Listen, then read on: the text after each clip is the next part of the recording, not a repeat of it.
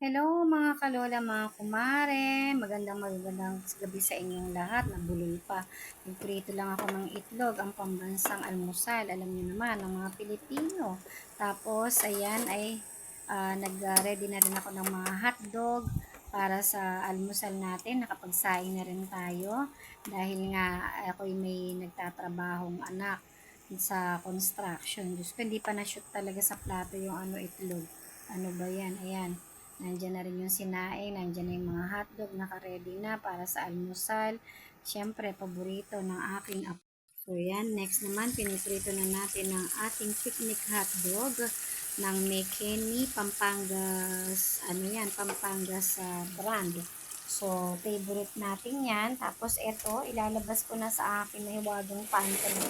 Ang ating, munggo o balatong sa Kapampangan, manyaman.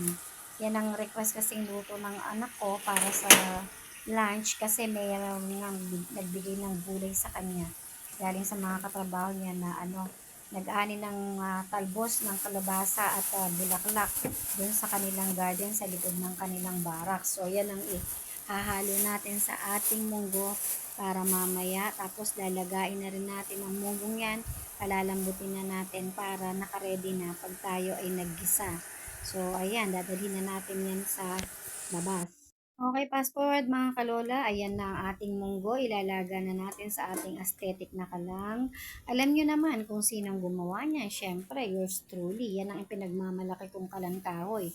Meron naman akong tangke or meron naman akong di gaas. Kaya lang, wala ngang laman yung tangke. So, yan, fast forward na tayo. Kumukulo na, hindi ko na pinakita yung pagigisa. Basic, sardinas at chicharon lang naman ang lahok niyan, guys, para sumarap. Okay. So, yan, habang hinihintay ko yung anak ko na tumayo sa pagkakatulog niya. Ano ba to?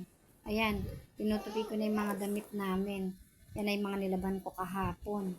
Ito si Adi Potpot na makulit, mapagkalat. Diyos ko, ano ba yan? Nabubulol ako. First time ko kasing mag-voice over. Ano ba to?